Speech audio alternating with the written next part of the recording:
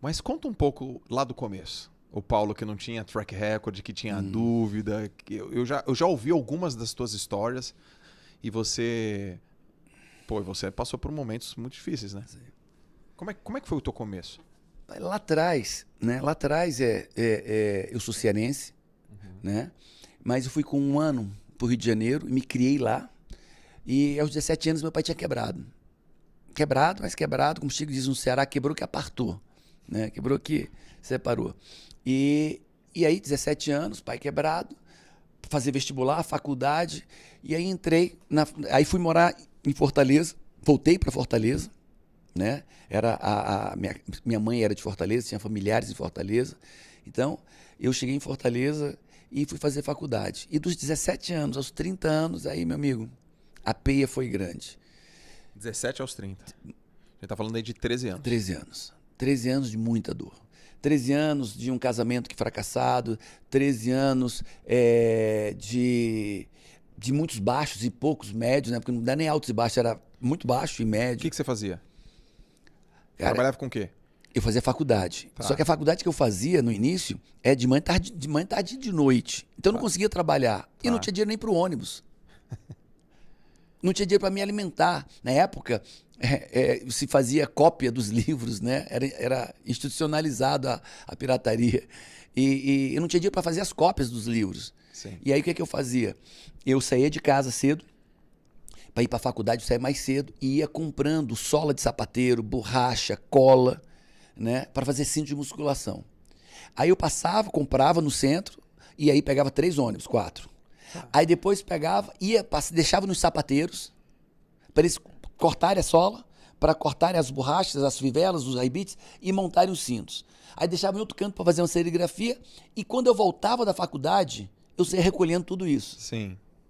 Então minha vida foi, eu fiz a faculdade dentro de ônibus, indo, deixando material, aí depois voltava pegando material, chegava em casa, estudava no ônibus, porque eu não tinha outro momento para estudar. E aí dentro do ônibus, estudava ali dentro do ônibus, e quando chegava em casa, botava na bicicleta e ia vender nas academias. E aí passava a noite vendendo nas academias, voltava 11 horas, a última academia fechava, eu estava lá vendendo cinto de musculação. E aí eu comecei a ter Que o cinto? Aqueles do pano de É, cintura? aquele cinto para dar suporte à lombar, né? E aí eu comecei a me sustentar. Eu já tinha dinheiro para comprar os livros, eu tinha dinheiro para o ônibus, eu tinha dinheiro para lanchar. Supostamente meus pais me mantinham, mas nem todo mês tinha, e na verdade era muito confuso isso. Meus pais estavam passando por problemas muito difíceis também, né? E aí começou, e daqui a pouco isso na casa da minha avó. Aí eu comprei aquelas máquinas bem velhinhas de costura, sabe? Sim. Aquela que o pezinho assim? Aí eu botava um motorzinho atrás e eu comecei a fazer colchonete de musculação para vender nas academias. E aí daqui a pouco agora eu botava os cintos, né? E botava 2, 3 colchonetes. E meu quarto já era uma oficinazinha que eu fazia ali de madrugada, ia fazendo. E assim eu passei anos, né? Sobrevivendo dessa maneira. Você fazia faculdade de quê?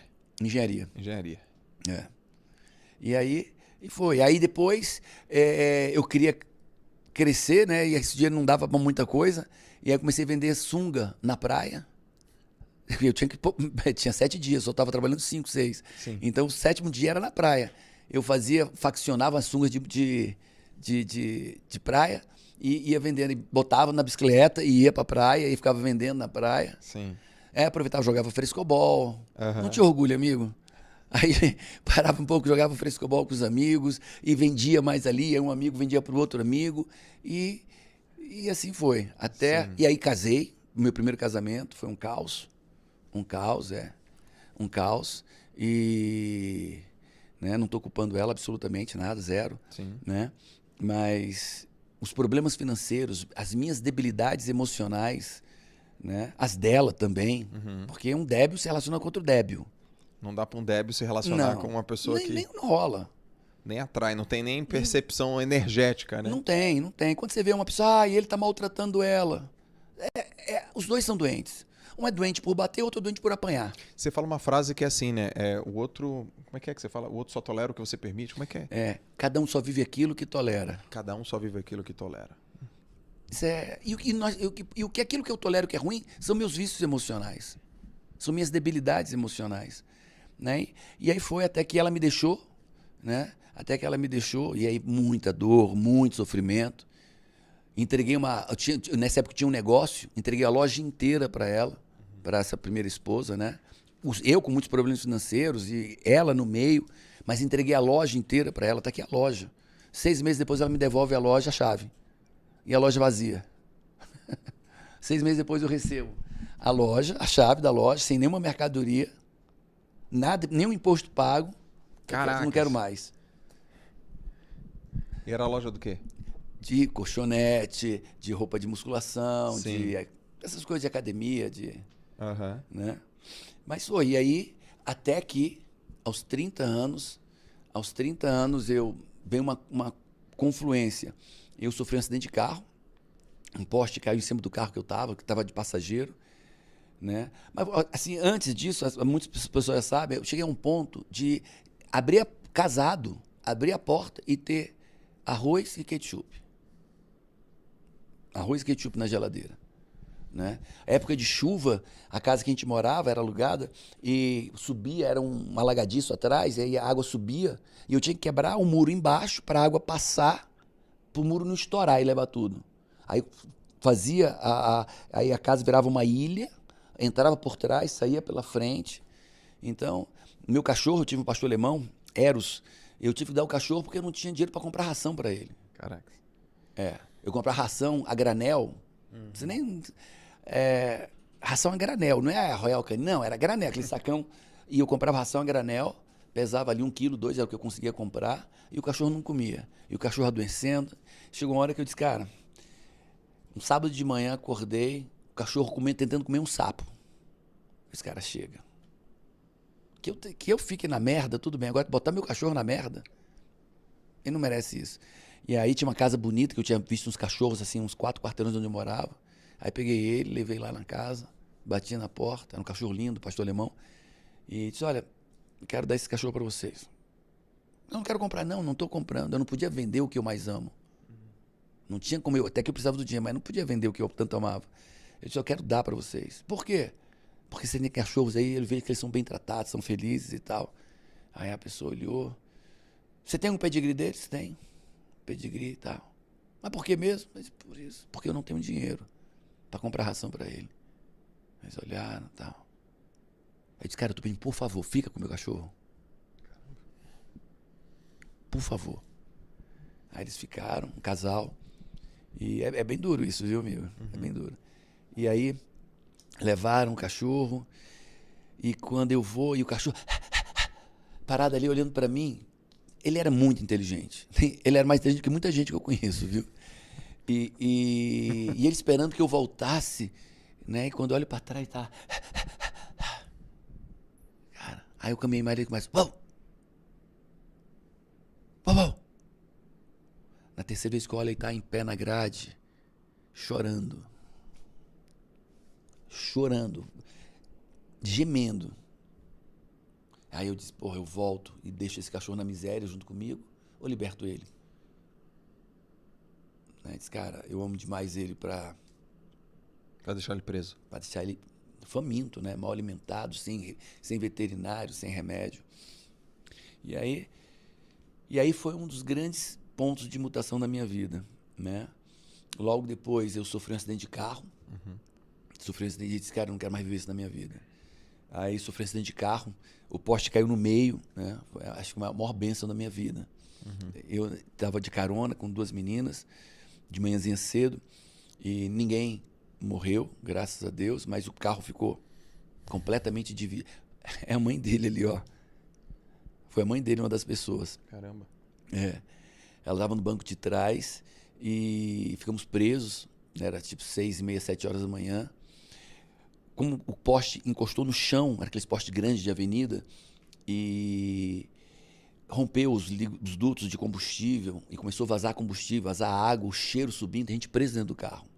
Né? Motorista preso, assim, que o poste caiu, assim, entre as pernas dela. Né? E aí foi aquela história, assim, ninguém vinha, o fio chicoteando, então com alta tensão, ninguém chegava perto por causa dos fios, o combustível vazando, o cheiro sufocando a gente dentro do carro. E, cara, tem que sair. tenho que sair daqui. E aí consegui tirar a mãe dele primeiro, aí depois consegui tirar a motorista, né? E quando eu saí, foi aquela coisa de Deus, assim, o sol, 7 horas da manhã, brilhando, dando na cara, assim, é como se eu estivesse indo para a luz, como se estivesse renascendo das cinzas, do ferro velho, da lata amassada. Aquilo foi meio que um renascimento para mim. Quando eu saí do carro, vivo, né? Trouxe as duas junto comigo, eu pulava. Os caras, ninguém entendia. Esse que é maluco, tava pulando. Cara, eu tô vivo. E aí veio algo espiritual dentro de mim, assim, Deus tem algo para mim. Deus tem algo para mim. Porque era para ter caído meio que entre a motorista e mim, e eu consegui baixar ela e me abaixar na hora. Né? Eu percebi que o poste ia cair, e eu gritava, e eu pulava, e eu vibrava. Deus tem algo para mim. Essa não é a minha vida, essa merda aqui não é a minha vida. Se eu vivi é porque tem algo para mim. E eu me agarrei nisso. E dali, cara, aí encontrei um livro do Alberto Giniaschik com uma metáfora grega de Sísifo. E aí, nessa metáfora, eu entendi que eu era meu sabotador. Eu buscava sempre culpar alguém. Eu tenho que culpar alguém, tenho que culpar alguém. Alguém sempre tinha um vilão na minha vida. Eu nunca errava, os outros erravam. Sim. Se eu estava com um problema financeiro, eram os outros. Se eu estava com um problema conjugal, eram os outros. Se eu estava com um problema profissional, tudo eram os outros. A do Sífiso é da pedra? É. Que levanta pra cima do monte e ela sempre rola? É. E o cara era enrolado na história. Né? A parábola de Sísifo, né? A parábola grega. E, cara, eu disse, sou eu. O problema da minha vida sou eu. E aí eu disse, cara, então tá fácil. Se eu sou o problema, é só me resolver. É só ajeitar quem eu sou, só ajeitar minhas demandas. E daquele acidente de carro, de dar o meu cachorro, e dessa metáfora que eu li, e foi interessante que eu cheguei na livraria, o cara não queria que eu lesse, né? E eu não tinha dinheiro para comprar o livro.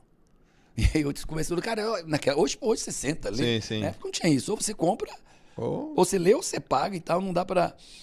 E eu saí 3 vezes da livraria para continuar lendo. Né? E, cara, mas eu saí deles, cara, eu tenho que mudar. Eu tenho que mudar. O problema está em mim. Então, se está em mim, tá fácil. Se está em mim, tá fácil. E aí, eu passei, quase enlouqueci. Aí ele foi em abril até novembro. Eu sabia que eu era o problema, eu sabia que eu tinha que mudar, eu sabia que Deus tinha algo para mim, mas eu não sabia o que eu tinha que fazer para mudar, não tinha ferramentas. E aí foi a minha busca atrás de ferramentas. Aí minha busca de enlouquecido. Qual é a ferramenta? Eu sei que eu tenho que mudar, qual é a ferramenta? Sim. E quase enlouqueci, porque eu precisava de uma ferramenta e eu não sabia que ferramenta era essa. E até que eu comecei a entender sobre inteligência emocional e sobre coaching. Quando nem existia coaching, né? O coaching bem raiz americano, e aí um ano depois, eu já tinha, a Camila era minha noiva, eu tinha um apartamento quitado, carro, 2 carros, 12 meses de morar com a avó e não ter o que comer. Eu tinha um apartamento quitado, 2 carros, um carro de rally. Eu tinha outra vida. Quando eu entendi que eu era o meu problema, quando eu parei de culpar os outros, quando eu parei de reclamar da vida, quando eu parei de achar culpados e criticar e reclamar e me vitimizar, amigo, a mudança foi poderosa e imediata. Você acredita que nessa fase que as coisas estavam dando